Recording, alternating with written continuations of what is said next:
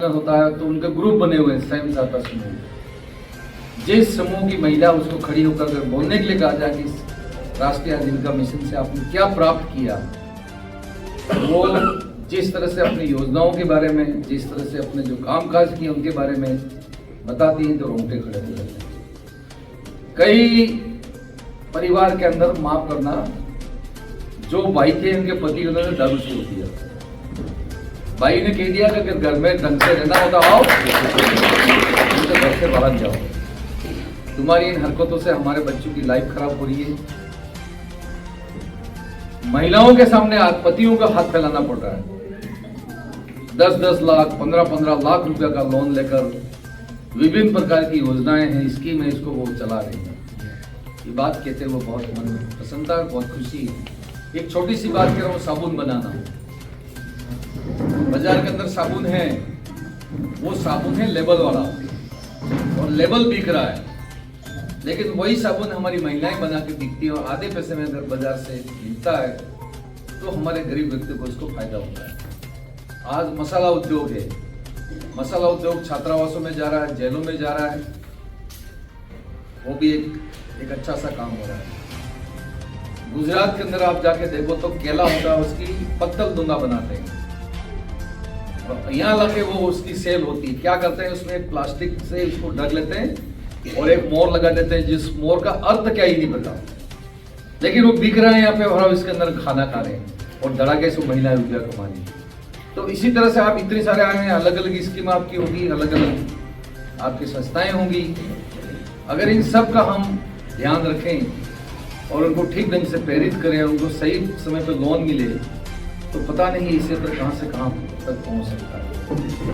आनंदपुरी में आदरणीय पटेल साहब 35,000 महिलाएं, 35,000 महिलाएं, तो ये कोई कम बड़ी शक्ति नहीं। 35,000 महिला का मतलब 35,000 परिवार हो गया। एक घर में एक ही तो होगी, 35,000 परिवार। आज वो 35,000 परिवार तो सुधर गया। तो इस इलाके में बहुत काम करने की गुंजाइश है।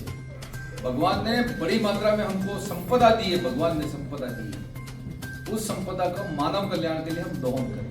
मानव कल्याण की बात कर रहा हूँ, इसका हम दोहन करें, बहुत अच्छा होगा, बहुत आगे बढ़ेंगे। मैं लास्ट में एक अपनी बात कही, क्योंकि आगे भी मौका मिलेगा बात करेंगे। पटेल साहब और सभी यहाँ बैठे हुए हैं। कोटड़ा हमारा उदयपुर का, जहाँ से मंत्री जी बाबूलाल जी खराड़ी जी, वहां पर जाके देखो, टापरे सस्ता बैठी हुई है, टापरे।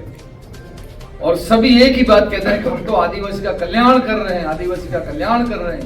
वो खुद का कल्याण कर रहे हैं कि आदिवासी का कल्याण कर रहे हैं? अब मंत्री जी वहां से बने हैं तो ठीक करने, और जहां जहां पर आदिवासी हो, एससी का भाई हो, वहां पर कोई भी संस्था होगी वो अपनी स्थापना करेगा ही करेगा। क्यों? एसटी एससी के नाम से, ओबीसी के नाम से, माइनॉरिटी के नाम से भारत सरकार हो, चाहे राजस्थान सरकार उनको अनुदान देती है, और अनुदान देते हैं तो वो निश्चित रूप से वो संस्थाएं वहां पे खोल देती हैं। लेकिन कई बड़ी संस्थाएं, जैसे इनकी तारीफ काबिल में कह सकता हूँ, सदगुरु फाउंडेशन जो दाहोद के अंदर है, बड़े बड़े एनीकट का निर्माण करते हैं, बड़ी बड़ी वहां पे लिफ्टें लगाई जाती है, गाय भैंस ऊंट बकरे का लोन दिया जाता है, छोटे मोटे परचूनी दुकान वगैरह करने के लिए और बड़ा पैसा दिया जाता है, और उस परिवार को अपने पैरों पर खड़ा करने का प्रयास किया जाता है। तो मैं इस मौके पे ज़्यादा कोई बात नहीं कहूँगा। इतना सा मेरा निवेदन है कि अभी हम पटेल साहब और सब मिलकर इस महीने के अंत में या मार्च महीने के पहले वीक में माननीय मुख्यमंत्री जी को बांसुड़ा लाने का प्रयास कर रहे हैं, और हम चाहेंगे उस वक्त बड़ी संख्या में राष्ट्रीय आजीविका मिशन हो, सदगुरु फाउंडेशन हो, वागड़ विकास संस्थान हो, वागदरा हो, या और कई सारी संस्थाएं हैं।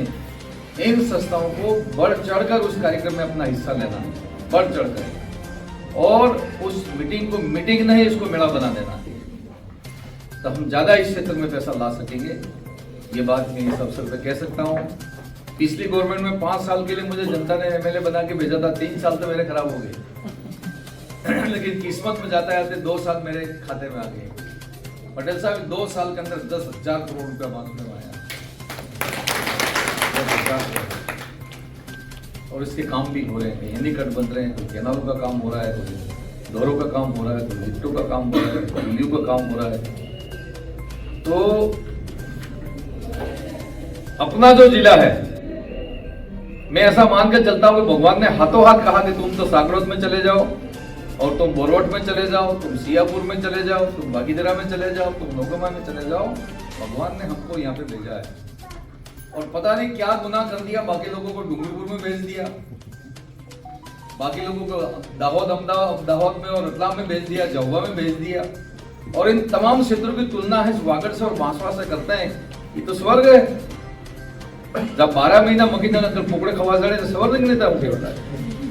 तो भाइयों, इस वक्त हम सबको मन बनाओ, माननीय मोदी साहब के सिद्धांत के ऊपर चलो, और राजस्थान के जो होनहार मुख्यमंत्री, सरल स्वभाव के मुख्यमंत्री, इनके सपनों को हम सबको मिलकर साकार करना है। मैं अभी पार्टी में नया हूँ, हर कदम को फूंक कर रख रहा हूँ।